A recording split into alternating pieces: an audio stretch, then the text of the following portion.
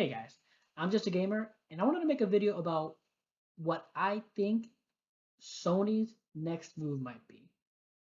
Because, again, for those of you who may not know, Microsoft made a big, big acquisition uh, uh, yesterday when they announced that they are planning to buy or acquire Activision Blizzard.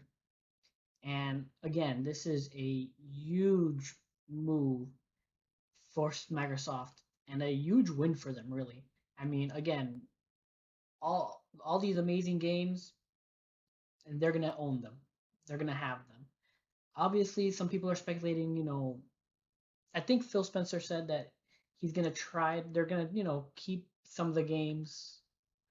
He used media PR speak, basically saying that hey, some games are gonna stay multi-platform. I'm assuming Call of Duty, Overwatch, things like that. But honestly, those are games that are we know and that are already in development. But when it comes to the future, we can readily expect that they are going to be Xbox exclusives or Game Pass exclusive. It's just, yeah, the future for Microsoft and Blizzard and Activision Blizzard is really, really interesting. But that also brings up the subject of what will Sony's next move be? Because, I mean, throughout the last few years, Sony has been acquiring studios of their own. I mean, I believe it was not too long ago that they bought Housemark, the makers of Returnal, and I believe they made some other acquisitions also. So it's not like this is something new to the industry. But again, with a move this major from Microsoft, people are wondering what can Sony do? Where can they go next to try to increase their portion in the gaming industry? Because needless to say, companies like Microsoft and Sony, they are in competition. I mean, despite claims of them of Xbox going to a different route than Sony, trying to go media platform rather than console, well, it's they're still in competition for content.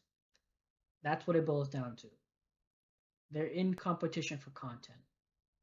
So again, people are wondering what's Sony's next move going to be.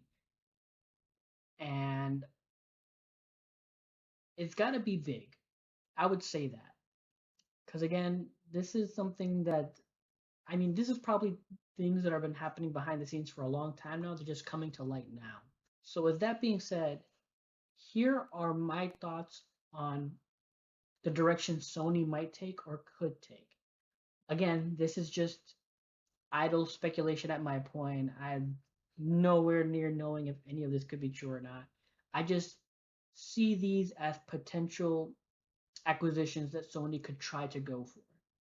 So again, I'm not a professional. I am just a gamer. So take this with a grain of salt.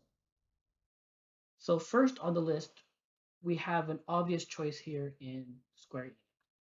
I mean, their partnership with Sony goes way back, all the way to the PlayStation era. And honestly, it's the most obvious move for them to make. I mean, Final Fantasy as a series has sold extremely well, mostly on PlayStation. I know they have some games in the mobile market that do very well, but by and large, a lot of their franchises do well on Sony platforms. So for them to acquire them, it's actually not that big of a shocker. It's actually something I expected to happen a long time ago, and it never did, which amazed me. But yeah, again, Square Enix would be a logical choice, and it wouldn't be too bad considering that Square Enix is sitting pretty at 2 billion. Their worth from what I could research and find. Their net worth is around 2 billion, and I think that's something that Sony can easily um, afford. So yeah, I would say Square Enix high possibility mean, will it happen? I don't know. Again, in my mind, I thought this type of acquisition would have happened a long time ago, and it never has. So I'm wondering what's keeping Square from, or keeping Sony from making a deal here. I don't know. But again, that's just my thought. Next up, we have Capcom. This is an other company that, once again, though a lot of their games are multi-platform, a lot of them perform or sell more on PlayStation than they do with Xbox. I'm talking about games like Monster Hunter World, which, if I'm not mistaken, one of the biggest games in the industry in a long time. I believe it sold. I I know it broke records for not just Capcom, but in the industry in general. I believe, if I'm not mistaken, maybe it was just shattering Capcom records. But Monster Hunter World sold crap loads, and a majority of those sales were for Sony. And I believe the same thing could be said for the Resident Evil series. Yes, they're available on other consoles, but predominantly they sell better or more on PlayStation. So this is another one I could see easily happening. And Street Fighter 5 was exclusive to PlayStation. And I don't think it ever came out on Xbox. If trying to think about it now, and it never has. So they have a good grasp of the fighting game aspect of Capcom. So yeah, I mean, this is another one. This is another one that I think could possibly happen. It has a good chance, good probability. Again, they have a ton of games that have sold well, and they've sold well predominantly on the PlayStation console.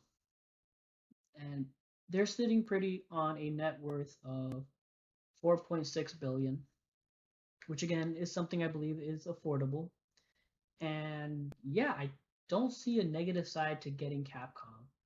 I mean, they have a good roster of games and IPs that Sony could use, and they know will sell well on their console. So yeah. So next up we have Sega. Again, Sega had has a wide variety of games and IPs, ranging from Sonic to Yakuza, and I believe they also own Atlas, which is in charge of Shin Megami Tensei and Persona. I could be wrong on that, so please correct me if I am. But like again, these are games that have sold extremely well on PlayStation. I believe the Persona series is exclusive to PlayStation. If I'm wrong there, I'm not positive. No, no, I think it's on other platforms. I think I'm wrong about that. I'm yeah, I'm pretty sure I'm wrong about that. But regardless, point is, Sega is another company that has a mountain of IPs and properties that PlayStation can easily take a hold of and use and create. And yeah, I mean, Sega also is not that expensive either, sitting at a nice 3.6 billion. So again, something that I believe Sony can afford. And next up is the priciest of them all would be Bandai Namco. Now, Bandai Namco, they're the ones who, like, I believe they distribute the games of the Souls games like Elden Ring. I believe they helped make Smash Brothers. So obviously Smash Brothers would not be owned by Sony. Would Sony would Sony try to buy Bandai Namco? But I'm referring to their pedigree. They've worked on a multitude of games, and bestsellers they've been bestsellers. So this is a company that, again, this is the priciest company on my list, sitting at a cool 15 billion, which even for Sony it might be a tough grab.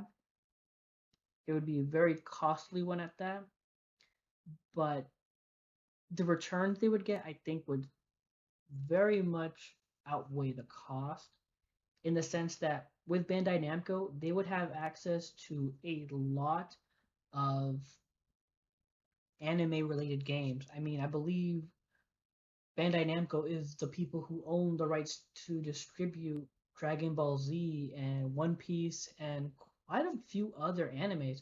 And anime games, while not as popular or mainstream, I would say, they do sell incredibly well. So I could easily see a lot of more anime games coming to the PlayStation through the purchase of Bandai Namco. But yeah, so this would be one of the more pricey ones, but it's something I can possibly see happening. Now, the last one on my list has no real price range that I could find because technically From Software is owned by a company or they're a subsidiary of Kadokawa Games or Kadokawa Corporation. But I would imagine From Software would be quite the grab for Sony. Again, the Souls series started on PlayStation 3 with Demon Souls, and while rough around the edges, the remake proved that, but the game was still amazing, and it's a game that got me into the Soul series. I actually imported the original Demon Souls to play it before it came out in the U.S. and I loved every second of it. And so I want to not I don't want to take credit, but I just want to say I introduced it to my friends, and they're the ones and they fell in love with it through me. And yeah, it was crazy, crazy, crazy. But again, so yeah, From Software is something I could see them trying to go for, but again, I wouldn't know how that would work since they are owned by another company or they're a subsidiary of another company already. So yeah, I think the future will give light to what's to come soon. I expect Sony to make a move soon because these companies are always watching each other. And seeing Microsoft make this big move, a lot of people are like there's pretty much guaranteeing that Sony is going to have to respond somehow. And this list that I made, of course, is just my opinion, but these are just some of the companies I believe they could buy that will make that statement and show that, they're in the running, they're still in the game for content. Because again, I believe that's what the future is going to be about. It's going to mostly be about not consoles necessarily, but more about content. What and you want from where. That's going to be the war. Just like Netflix and Disney and Paramount, it's not even about um, the platforms themselves. It's about the content within them. And I think the same will be said for Sony and Microsoft in the future. And again, these are just my idle speculations. There's no rumor or truth or any grain of anything about them that that says that it's gonna happen. It's just my thoughts, my opinions, my speculations. So please remember that. But yeah, that does it for this video. If you enjoyed it, please leave a like, comment down below. I'd really appreciate it. Follow, subscribe, all that jazz. And please remember that I'm just a gamer. Peace.